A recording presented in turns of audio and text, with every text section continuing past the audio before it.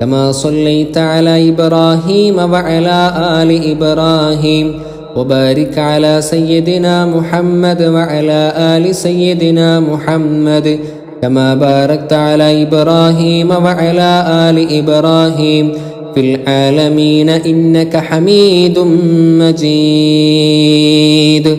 الحمد لله الحمد لله الحمد لله رب العالمين حمدا يوافي نعمه ويكافئ مزيدا.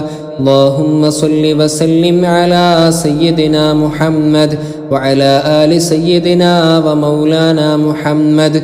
اللهم انزله المقعد المقرب عندك يوم القيامة.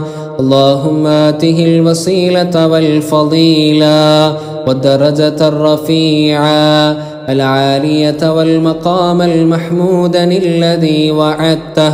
اللهم اشرح بالصلاة عليه صدورنا ويسر بها أمورنا وفرج بها كروبنا واقض بها ديوننا واصلح بها حوالنا وبلغنا بها آمالنا وانصر بها حجتنا واغسل بها حوبتنا واجعلها نورا لنا من بين أيدينا ومن خلفنا وعن أيماننا وعن شمائلنا ومن فوقنا ومن تحتنا.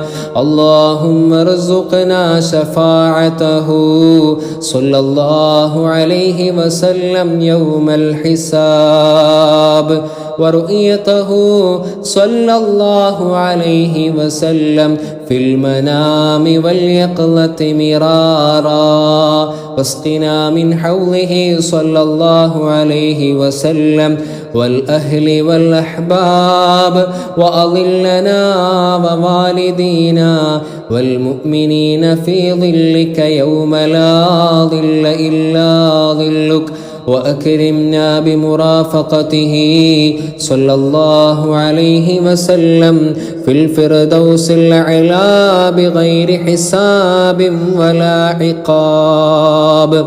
اللهم احينا على سنته وجماعته وتوفنا على ملته واحشرنا في زمرته واجمعنا تحت لوائه صلى الله عليه وسلم واجمعنا بنبينا وسيدنا محمد صلى الله عليه وسلم في الدنيا مناما وفي الآخرة عيانا وبيانا.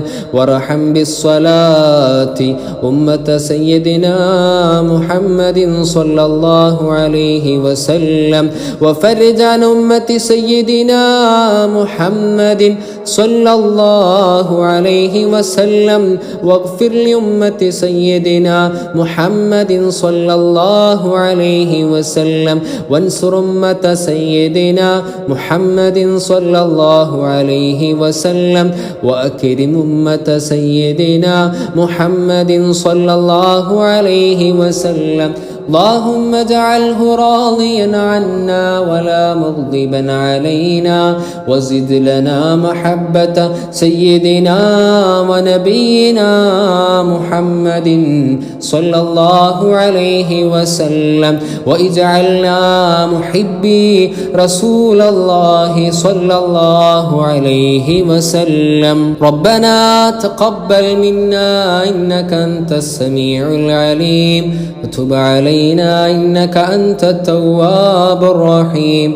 آمين برحمتك يا أرحم الراحمين. وصلى الله تعالى وسلم على خير خلقه سيدنا محمد وعلى آله وصحبه أجمعين والحمد لله رب العالمين.